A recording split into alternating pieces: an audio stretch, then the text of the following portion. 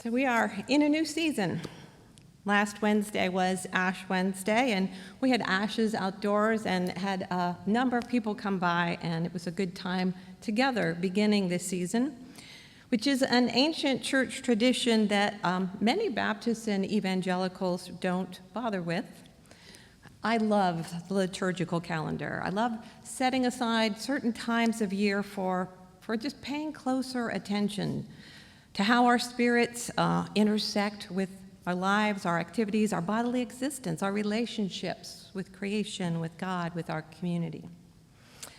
So this comes from a long line from the Catholic tradition into the mainline traditions of individuals setting some time aside and promising to fast from something like meat or alcohol or sweets for the next 40 days, remembering the 40 days that Jesus spent in the wilderness.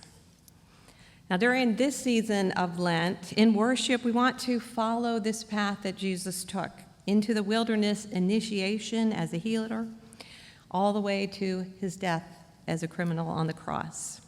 And we want to pay close attention to the physical details as well as the spiritual aspects of this journey. Now, our Protestant and evangelical traditions, again, have tended to just skip over the nitty-gritty of Jesus' life, and we want to jump right into Easter and resurrection. And that maybe is a symptom of our desire to skip over or deny the pain and the vulnerability and the mortality of our own lives.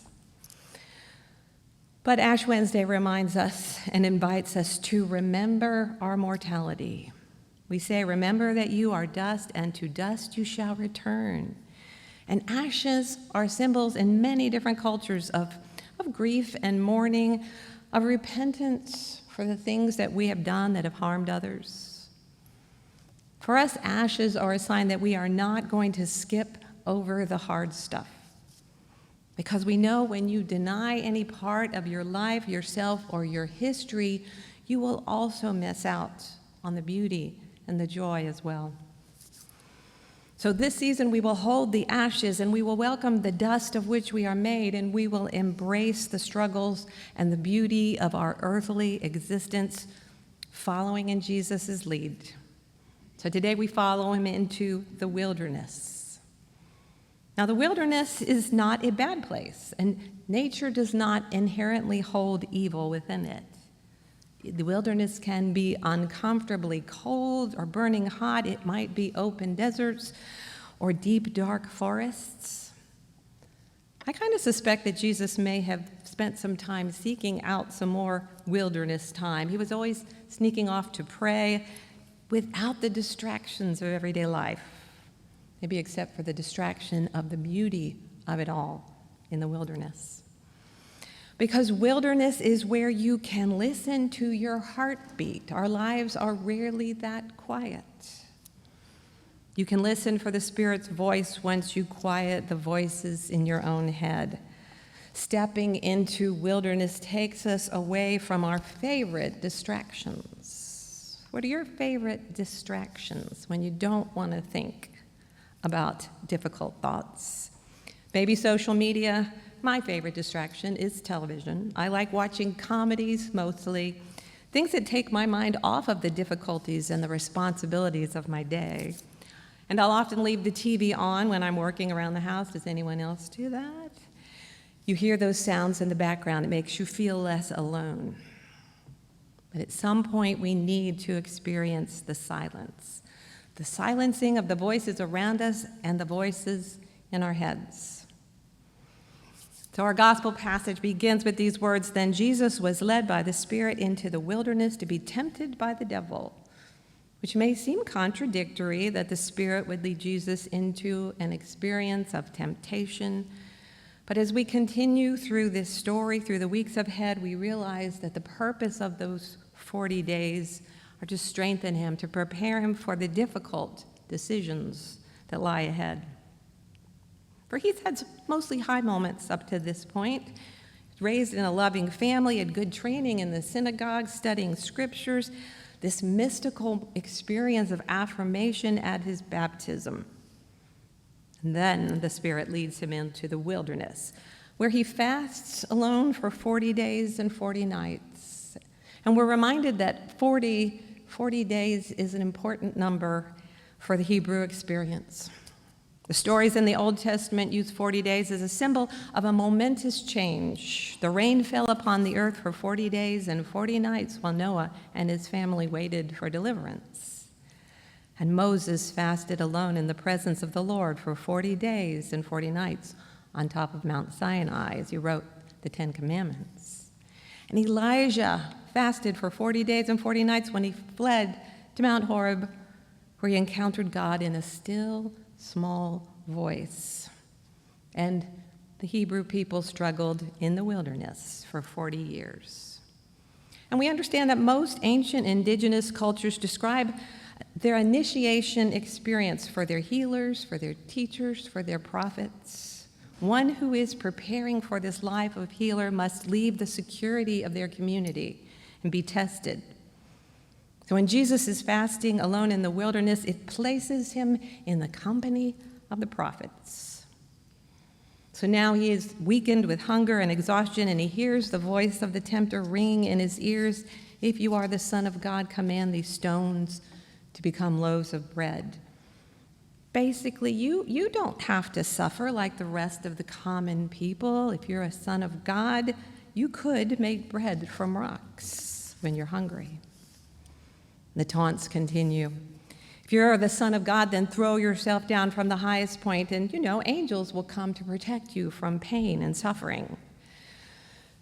Jesus was being tempted to abuse power to protect himself from pain and loss. He had to face his fears and his desires for his own safety before he could continue down this road of caring for others. Finally, the voice of temptation says, "Look at the kingdoms of the world and their splendor, and I will give you all of it, and all you have to do is worship me, and everything is yours." This offer to worship evil, to worship that which is not of God, is an invitation to use power of coercion over compassion, to use lies and manipulation rather than truth and just honest communication. It is to trust the power of violence over the power of love, because we know that what we worship is the power that we believe controls the world. Jesus turned down the tempter's offers to have all the kingdoms of the world if he would just step off this very vulnerable, difficult path of loving, to worship that power that gets results through fear. What are the temptations that we face today as followers of Jesus in this complicated world? In many ways, they're very much the same. We want to protect ourselves and our loved ones from hunger and harm, whatever means necessary. When loving ourselves and our neighbor get hard, we're tempted to quit trying.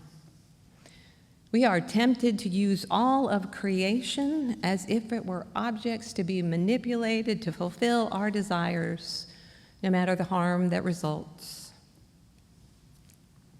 Janet Parker shares one way of acknowledging this aspect of our temptations.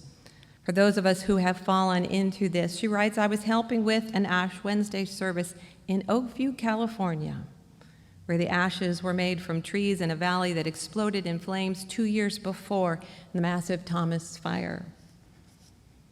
And we said, today we receive the sign of the cross with ashes made from burned sage from a valley burning in drought. These ashes are a call to repentance, a call to turn around and to turn again to the very ground of our being and ask, God, how do we live here and right now, in this watershed moment? She prayed, remind me, O God, that I am not just dust. No, to the extent that I drink the water from my watershed and eat the food from my watershed and I breathe the air of my watershed, well, I am my watershed, and to my watershed I shall return. We are tempted in our time to lose sight of how deeply interconnected we are with all of creation, with the environment around us that we cannot separate our lives from. So if we are led by the Spirit to be taken into the wilderness, it might just be what we need. Time spent in the wilderness strips us of our unrealistic expectations of the world and ourselves. And I do highly recommend, if you have a chance, going on a retreat, changing your physical environment, spending some time on nature trails or always at the beach. For now we know that science has confirmed what mystics and dedicated hikers have known all along, that spending time in natural environments is good for our mental as well as our physical health.